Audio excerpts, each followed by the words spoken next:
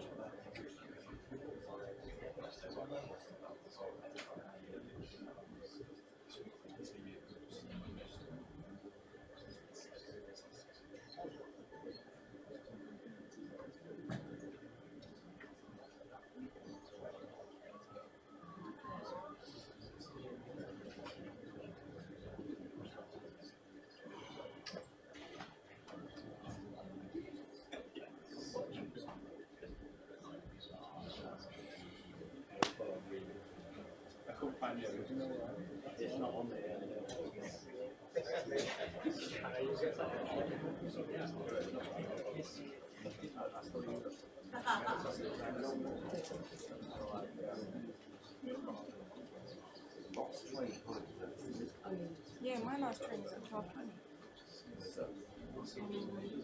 What apartment? It goes to 7 Sisters. No, it's 40 minutes. To 7 Sisters? No.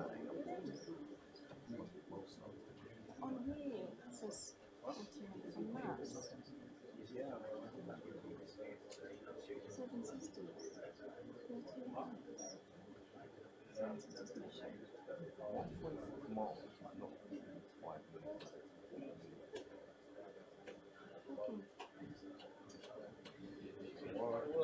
That's what it says. I will pop that way. It's not in the notes. I don't know.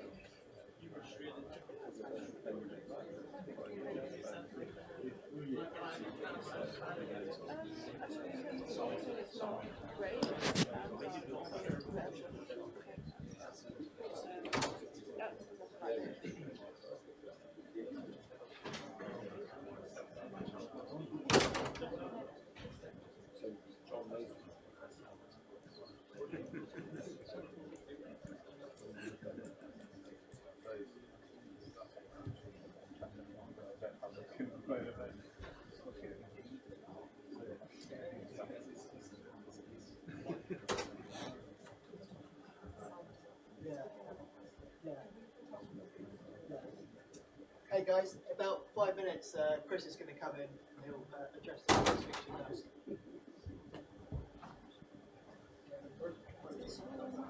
No, it's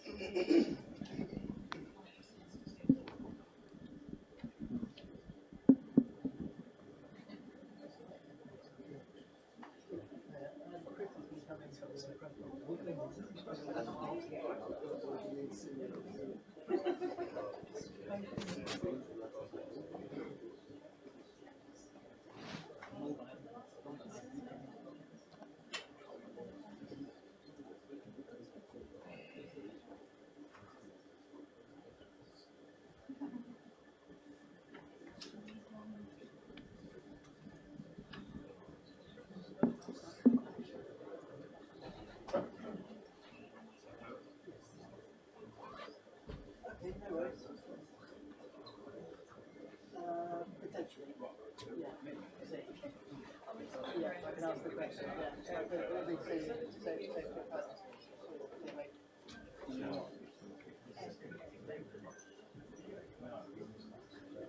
I'm not sure.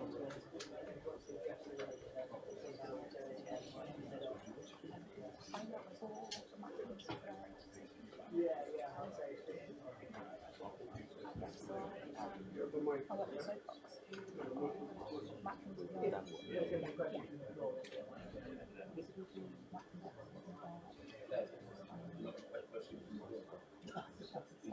well, I don't know, I've seen, I know he wants to come and say if you want anything, I think, that's the very high.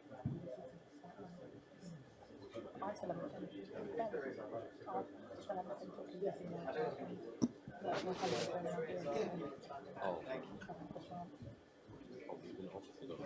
no, I just haven't had a chance to get them. This is so difficult.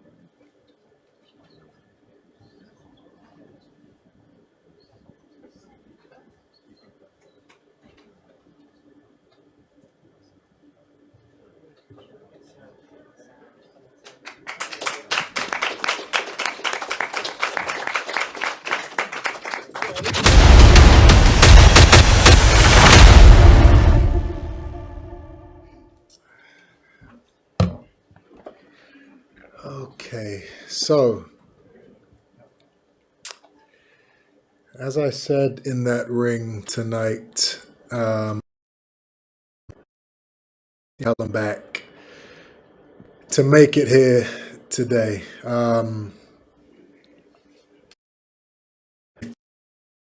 Of the issues that I've been dealing with, I will be able to go in there and win. Use my boxing skills, use what you guys saw in that first fight to beat Conor Benn.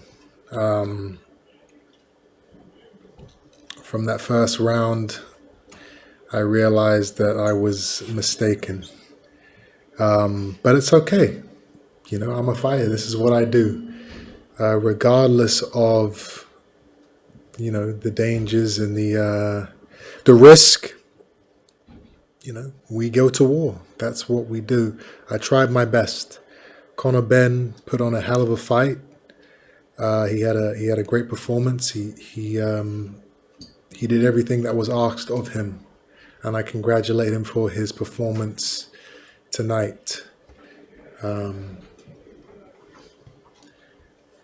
not going to answer too many questions, but you guys, go ahead. Chris, you got up to fantastic in the time of Hotspur Stadium with over 60,000 people. You talk about how great of a memory that's been for British boxing. Yeah, that's not really something I'm talking about right now. Chris, Radio Raheem down in the front. Tomorrow, everyone was going to speculate about what was the issue tonight, why you weren't able to perform the way you did the first time. Would you like to address that yourself before we all give our own opinions? No, this is not about me. This is about, this night's about Conor. He did what he needed to do to win.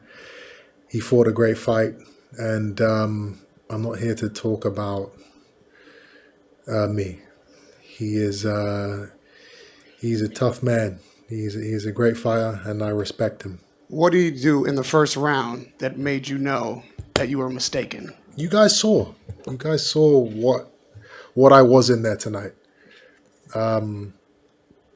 Yeah, I thought that, once those bright lights hit and that round went and, I was in there that, I'd find something. And I tried. I tried hard, but it wasn't there.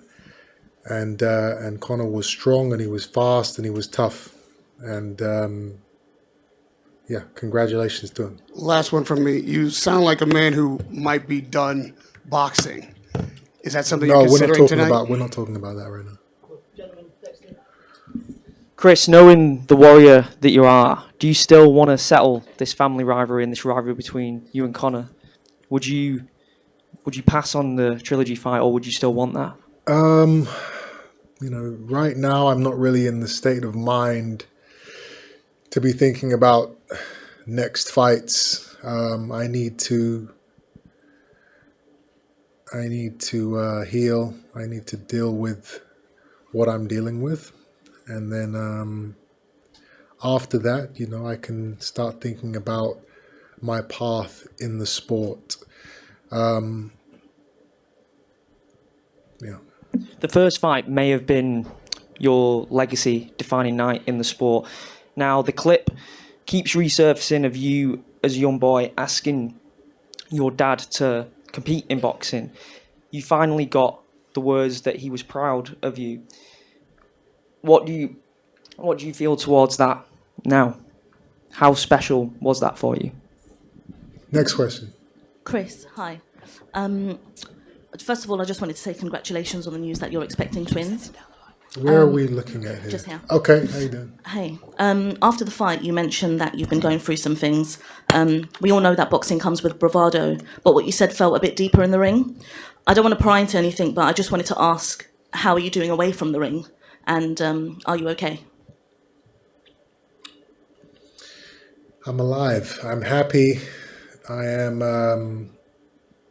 a fighter, I get to do what I love every day, regardless of, the trials and tribulations I go through. I'm still doing what I love to do. I'm still, fulfilled in life. So I'm good. I'm okay.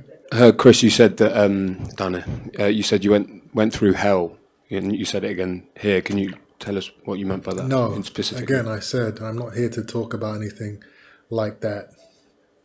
We're not taking away from what Conor did tonight. Did you feel like you were anywhere near 100% tonight? You guys saw what I did in the first fight. You guys can come to your conclusions after watching what just happened. James was there. Were you surprised by Conor at all in the improvement in his boxing in particular?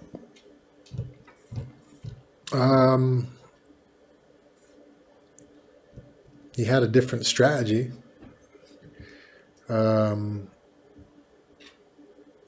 Which actually was better for me. No, I wouldn't say anything surprised me. Hi Chris, you said Conor Benn gained your respect the next night as a fighter. Does he have your respect as a man now? No, he gained my respect from the first fight. You know, it's you share a ring with a man for 12 rounds or 24 rounds now. Of course, you have that respect for him. Chris, at the end of Rivalry, as we obviously like the fighters embraced tonight. There was an embrace between you and Conor. What was said between the pair of you? Can you share what you were saying to him, what he said to you? I told him we'd done something that no one's ever done before, and no one's ever going to do again. And yeah, he should be proud. Any closing remarks from Chris? No. Ben? Look, all I would say is... Okay, guys, I'm gone. All right. All I want to say is, Chris, what Chris went through in camp, he won't want to talk about it, but the things I saw, he did incredibly well to get in the ring tonight. And I just want to say, he's the reason this has been so big. I know you don't, but I know you don't want. Chris doesn't want to see it, but I saw what I saw. And he deserves a huge amount of credit to get in there tonight. It was an unbelievable spectacle again. Thank you to Turkey Ali Sheikh. Thank you to all the media that turned out. And yeah, we'll see what's next. Thank you. Cool. Thanks, guys. I think Conor will be with you shortly. Have we got the microphones? Sorry.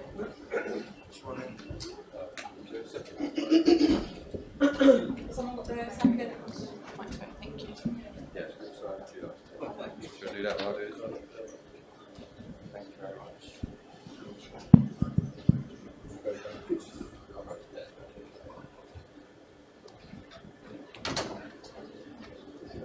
Isn't it?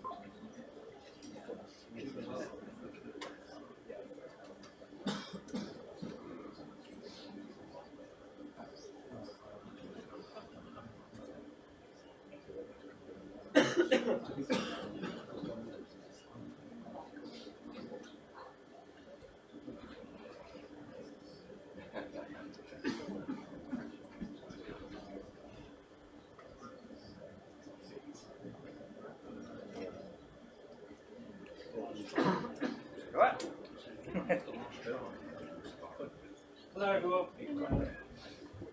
Shouldn't be too long.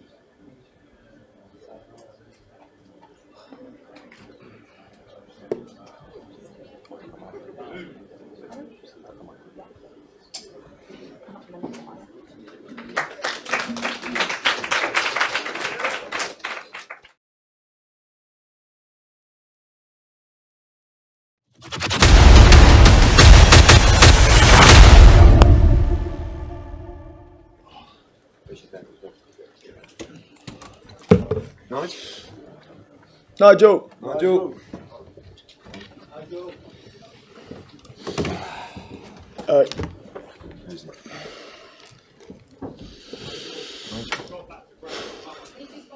Okay.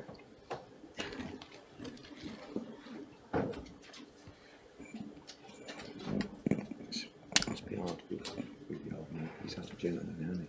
I'm always posting. Oh, I might be a fool. It's like, nice. But you're like, Jesus, man. Here he comes. Come on, Nige. Nige.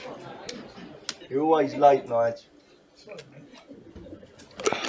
Well, what people are sitting here from the last time, and yeah, they'll do it, mate. Oh, there. Well, ladies and gentlemen, just a remarkable two fights. The first fight, obviously different to the second fight, a fight where we needed to stay calm, fight with no emotion, follow the game plan. I thought Conor Benn was just sensational tonight, a mature performance, and just a massive victory, stepping up 2 divisions, fighting a middleweight, and I guess becoming the first Ben to beat a Eubank night. Sorry, mate. And now we move on to do what he hasn't done yet, which you did, which was to win a world title. But before I open to the floor, I just want to say how proud we all are of Conor Benn. It was probably only a year ago, honestly, where you talk about on the floor, this guy was completely finished, mentally, emotionally, financially, and he never stopped fighting. He never stopped training, and he never stopped fighting. And I think, I said earlier in the ring, this event, sponsored by Movember, which is a charity designed to aid men's mental health. We talk about suicide rates and stuff like that. If people knew how down he was and how much trouble he was in all those parts of his life, he should be a true role model, an inspiration to those people to show there's always a way out. He always kept the faith, and he never stopped working, and he kept on believing. And there were times when people said, just jack it in, Con, he said, no, I'm not giving up, I'm not going to stop fighting for my name. And he did that out of the ring, and tonight was a culmination of all the hard work of a young man that we saw make his professional debut at the O2, who was all over the place. A guy that honestly I didn't believe would win an area title. He's just filled Tottenham Hotspur Stadium twice. He secured his family and his children's financial legacy forever, and now we're going to move on and make a true legacy in the sport to win a world title. So I wanted to say we're very proud of Conor Benn and everything he's done. He's an inspiration to people to show you there's always a way back. So well done, Conor Benn.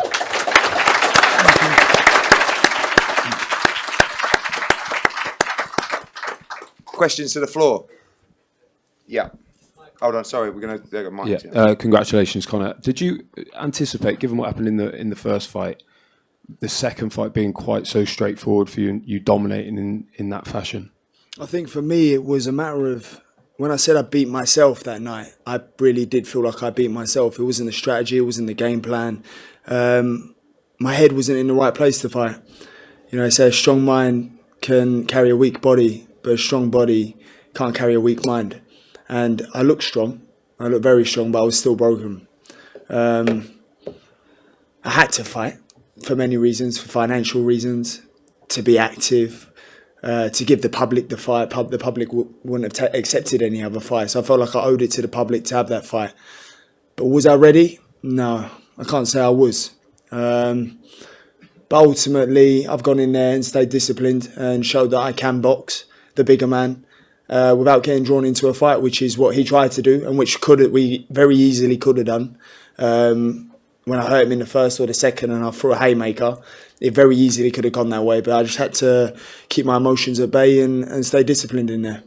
You spoke in the build-up about this being your last fight at 160 and welterweight being the target, but given how heavy you came in and how well you handled it, do you think there might be maybe a fight at 54 before? Will you go straight to welterweight now? I think for me, winning the WBC world title is heavy on my heart, heavy on my mind.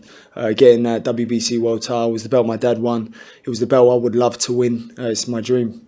So for me to be one up on my dad with the Eubank Benn rivalry and also win the WBC world title, it'll be some moment for me. Just one last one. I wondered how you felt in the ring, looking out and 50 Cent turning up. Did anyone tell you that was happening? Like, no, but what's 50 Cent going to do?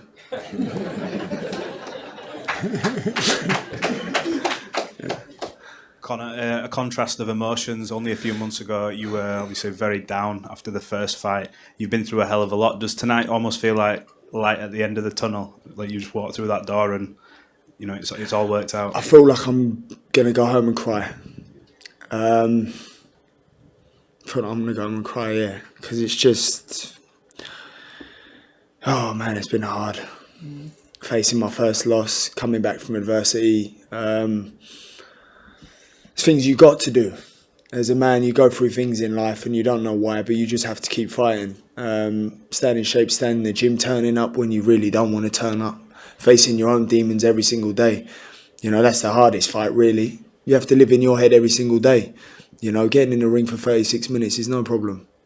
After the first fight, obviously in the first one you used a lot of emotion. How did you manage to channel that for the rematch? Because tonight you were very composed, you didn't smother your work, you used the jab effectively. How did you manage to switch back and almost take that emotion out of it to make sure you won? It's the chip on my shoulder of people saying, oh, you can't box, you can't do this. It was like, all right, cool, we'll watch then.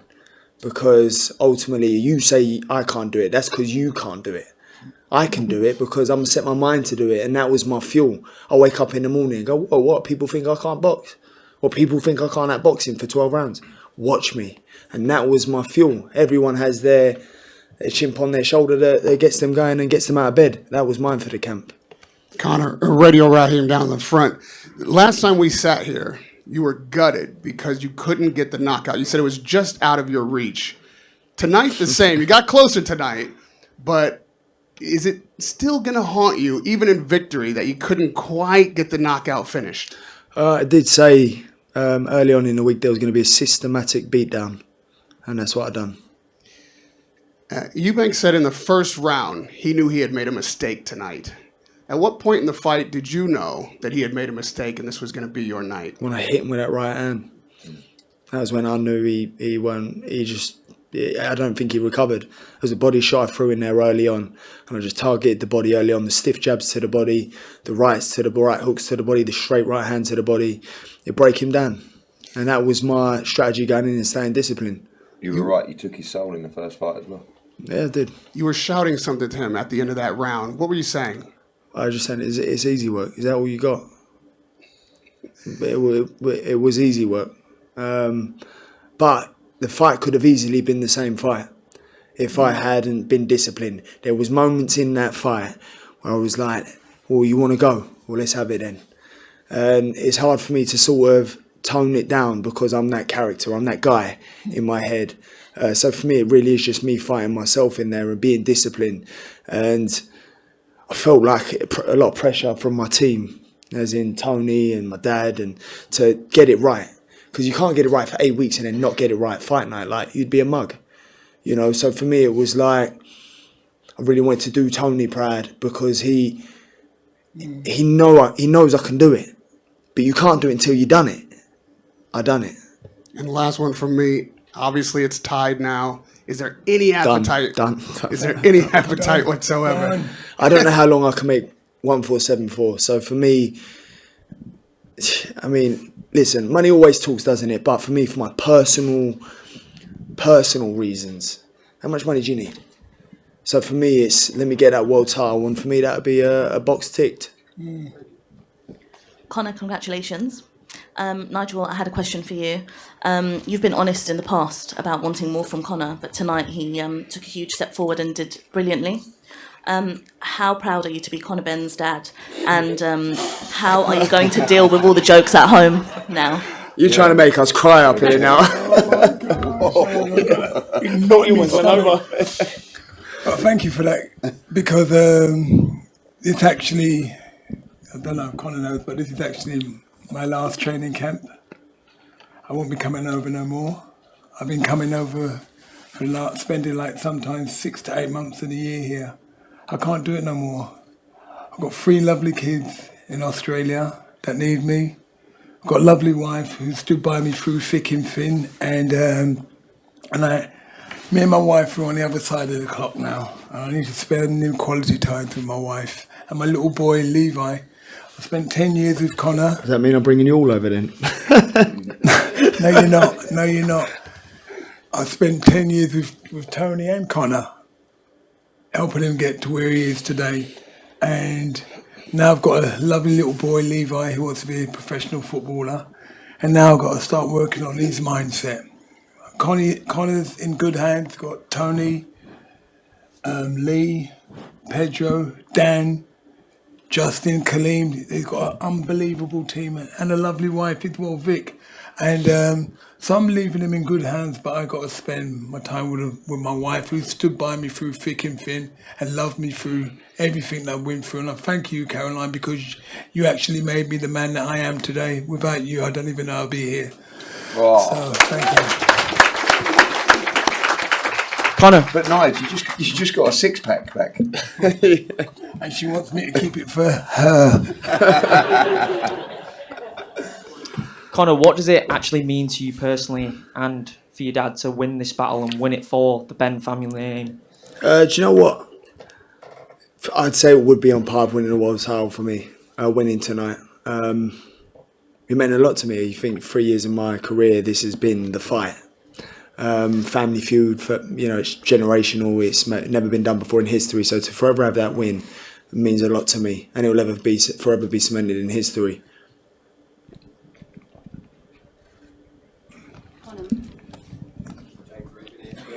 Oh. No. Rachel was talking all things boxing. Conor, it's lovely to see you, because obviously the last time I saw you was in this room a few months ago, and it's wonderful to see you here with a big smile on your face and with the victory. I felt quite emotional seeing you all in the ring, because it just was very evident how much it meant to everybody up there, not just the family. And you spoke very honestly in the lead up to the last fight about loss being the thing you feared the most. And then you actually faced that fear and you tackled that demon, and it felt like that made you lighter almost, that you fear because you didn't have that fear anymore. Did you feel like that was apparent in this fight, that you didn't have to worry about that anymore? I don't know, because it depends what you're fueled by. For me, I'm fueled by fear of losing. I'm fueled by fear of not being a winner. That's what gets me going. Some people say, well, why don't you just love winning? Well, I do love winning, but also fear losing more. And for me, I couldn't lose to the same man twice, because then you sort of avenge that loss. It's, did I really lose or did I learn? And for me, it was a massive learning curve. Right. It was my first stadium show, first fight at 160, first fight back in the UK. There was just so much going on, whereas now it's calm Conor is a better Conor. Yeah. And it was a beautiful display of boxing. Well done. Thank it was you. Just brilliant. And I'm really glad that I got to be a part of another night of history. Thank you, Rachel. Conor, we just seen a clip of you walking into the change room there. In contrast to April, and also, as Eddie mentioned, what you've been through and how low you were, and people around you saying you should give it away and all of that, to be able to give those people that moment in that changing room, what does that mean to you? There's a lot of people in the changing room that were there for me during them times, gave me words of advice, helped carry me through, because ultimately I couldn't do it alone. I wasn't strong enough to do it alone. I had good support people around me, gave me wisdom, and helped carry the load. So for me, everyone in that room, the win's for them. The win's for every single one of us. Because when I was down, we was all down. And when I'm up, we're all up. I wouldn't be the man I am. I wouldn't be the fighter I am. I wouldn't be who I am without my team. I left my family in Australia. So the team that I've built around me now is from day dot. Ain't no one new here. This is 10 years of team. Same team, through and through. No change. You know, so for me, it's loyalty to them and appreciation to them. And ultimately, I work as hard as I do to repay them for supporting me through the past 2-3 years. And just, Eddie, how close is that world title fight, do you think, for him? It's there. I mean, he's, you know, of course, I know heavyweight sometimes are a different kettle of fish, but as far as I'm concerned, you know, Conor Benn's right up there with the biggest star, not just in British boxing, but in world boxing. He's just filled a stadium twice. The story's incredible. And, you know, the emergence of him, you know, we know the story coming out of his father's name, and that's the difficult thing to do. And what is remarkable about him and Chris Eubank Jr, to be fair, they're both really tough kids, you know, and boxing is not generally for people that come from that background, but it is when it means something to you and you've got a passion for it and you love it and it's built within you, and that's with Conor. So the future is so exciting. You know, now we'll go and do the science with Dan and Conor to do it effectively, to get down to that weight, because it's not just making that weight, he's performing at that weight to the best of his ability. But he's going to walk in and people were calling him out after the Chris Eubank loss. Now he's won. I mean, like, with all due respect to Haney, Norman, Rolly Romero, Luis Crocco, we represent. This is the star of the 147-pound division. This is the money of the division. That's why everyone's calling him out. So we're going to be just fine. But Conor's right. You know, I didn't agree with all of what he said, because he kind of said, I've got the money now and that's not as important. Sure, come Monday, that'll be a different conversation. Of course it will. But the reality, sounded good though, didn't it? Yeah, I was actually thinking, wow, this sounds good. But then I thought, don't be silly. But the reality is he is right. Now, you can't, people talk the legacy's world championships. It is. That was legacy tonight. That was legacy in April. Those scenes. I mean, those drummers up there to Phil Collins, and even Eubank coming out to 50. Where do you see stuff like that? It was unbelievable. But I know that every time he trains in his gym at home, he's got that WBC belt that his dad won up on the wall, and he's looking at that every day and he says, I'm going to get one of them. The Barrios fight's there, the Crocker fight's there, the Haney-Norman fight's there. But like I said, we're in such a wonderful position. We've got a big fan base. We've got a wonderful, you know, broadcaster behind us. And like he said, you know, and I want to just say one thing as well. This team of people, you see a lot of them, they're all wearing blue tracksuits in here. Every one of you, what a job, what commitment.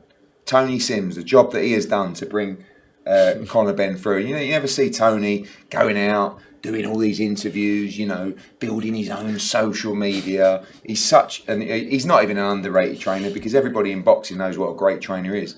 But honestly, I mean, you've worked so hard. Do you know what though? Like, a lot of trainers get fighters that come on through the GB setup, or they're well established as an amateur.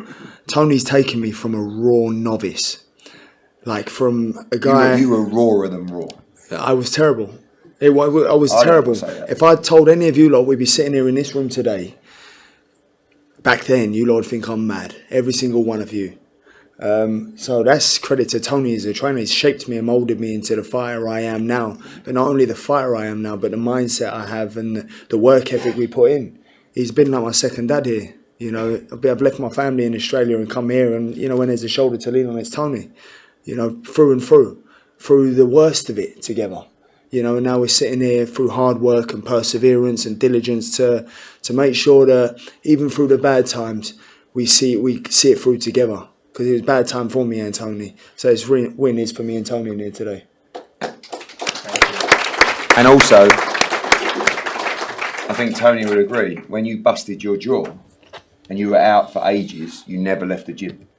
You were always in the gym, even with a broken jaw. Working, obviously not sparring, but you never stopped working. And also, just a shout out to Dan Lawrence or Pedro, also an unbelievable addition to the team.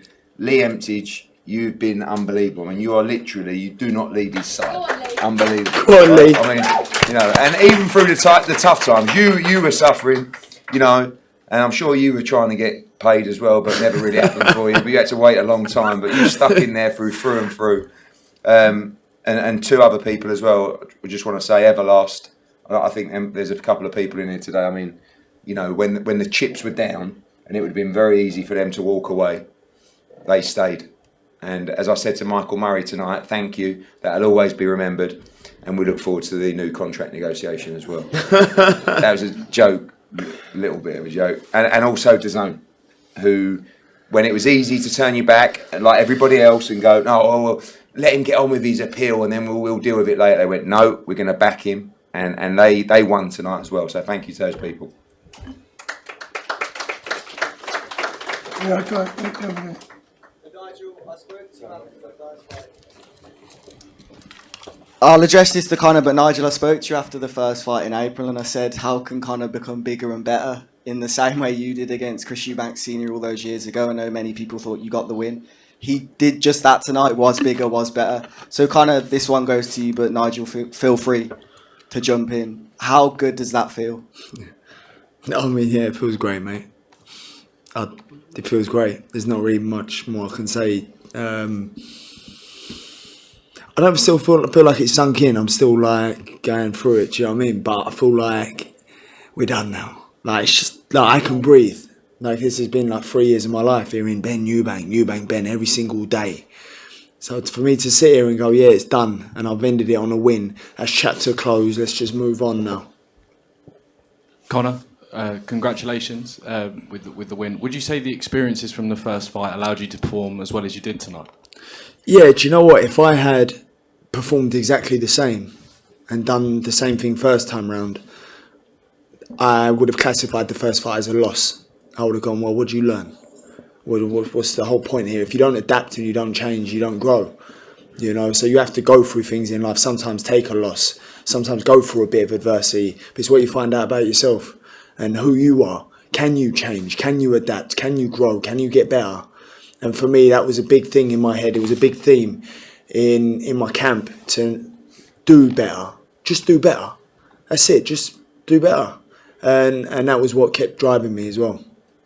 And Tony, you said in the week that if Conor made those adaptations to his game, he'd have won the fight. I mean, fair to say he made those corrections tonight. Yeah, like you say, I said at the press conference, he had to adapt. He had to stick to the game plan. He worked hard in the gym to make them different changes in the way he's going to fight. And I said all along, if he does that, he'll win the fight convincingly, and he did win the fight convincingly. And I'm very proud of him that he stuck to the game plan, and he boxed so well, and he nearly ended it in that 12th round. If there was a little bit more time, it would have been over and done with. But yeah, I'm very proud of the way he boxed. And like I was saying earlier, it's as a coach, it's not always easy when you've got a 147 fighter and you're putting him in with a 160 fighter. It's you know, it's very hard to develop the 160 power when you're a 147 fighter. But I think he showed tonight that he adapted really well. And you know, the aim now is to drop to 147 and capture the world title and emulate what Nigel done. Hi, Conor. In the middle here. First of all, congratulations. We saw you smiling from ear to ear when Eddie mentioned at the start that you've secured not only your future for life, but your family's future for life, in the words of Eddie. Can you talk a little bit about what that means to you? It means my kids' kids ain't got to worry. That's what it means. I mean, ultimately, my kids are set for life and their kids. I think it's every dad's dream and goal to give your kids a better life. And for me, I wanted to give my kids no less than my parents gave me, which was a privileged upbringing. And I brought my kids into the world. It's only right I do right by them and give them the best of everything I can. So when he said that, it's like, yeah, being a dad completed it, mate. Great. And just the final one from me. Eddie, we know you've had your back and forth with Chris Eubank Jr. this week. He was very gracious in defeat tonight. Did you expect that from him? Yeah, I think that he's, you know, as part of him is building the fight, part of him is just something that we're never going to get on with personally, and that's fine. But you have to respect him. He's a very, very tough young man, you know, and he's a very good fighter as well. And I said coming into this fight, I just believed that could be his last fight tonight, and who knows what the future holds. But Conor was right in that, the performance tonight was unbelievable. It didn't matter if Eubank was better tonight, we were still winning the fight. But that first fight, when you go through a fight like that, it can change you forever. But it didn't change Conor Benn, it just made him better. Because he's young, he's hungry, and he's got another 5, 6, 7 years in the game. That's the reality. So, look, all the respect in the world for him. And look at the 12th round. He was gone. He couldn't, and he kept getting up. He got up twice when he didn't need to get up, and he was determined to get up. So, good luck for him. Good luck in his life, and thank you. Thank you, and thank to Senior. We don't have to get on, but look at what they've given us. I mean, not just what they gave us tonight, but what they gave us in April and what they gave us over the last 3 decades. And Nigel, we nearly saw the 5th one tonight in the ring before the first bell. Mate, yeah, because he tried to suck all the oxygen out of the room, mate. And I'll be honest with you, at the press conference, I'm going to say it now, when they had that the weigh-in, and we had a face-off, and he's dancing because he loves the limelight. He don't care about his son. He just loves the limelight. And he's dancing. He come right next to me, and I thought, let me just shake your hand. And I pulled him into a hug, and he put his hand like that up to me. I actually felt like I wanted to. And so when he tries to shake my hand tonight, I thought, I ain't playing your games, mate. I ain't playing your games. And I thought to myself, no, I don't even think I'll speak to him again because I find he's the right prat. He's an idiot. He tries to quote scripture and all that. He don't even know what he's talking about. He didn't even know what a frigging harlot was, and he's talking about himself. You know what I mean? So I just can't get him. When you have them two around you, everything's just so negative. And back in the day, we never talked disrespectful about our promoters that putting money in our banks, giving us a good life. We never done that with Frank Warren or Mickey Duff or whatever. We never slagged them off. But the way they used to talk about Eddie, how disrespectful is he? Both of them. And then Eubank's always talking about, oh look, we're struggling at the way, oh he's going to kill my son. Mate, he's been a middleweight for how many years? Been an IBO champion? But as soon as he fights the welterweight, we have problems. Always bloody moaning. Always. I'm telling you what, I'm sick to death of them, telling the truth. And I'm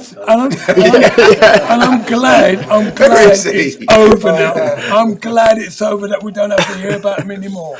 Thank you. Happy? I'm happy now. Get off my chest. Gunman Boxing, the baddest boxing channel in the UK. We are here. This is a question for Conor.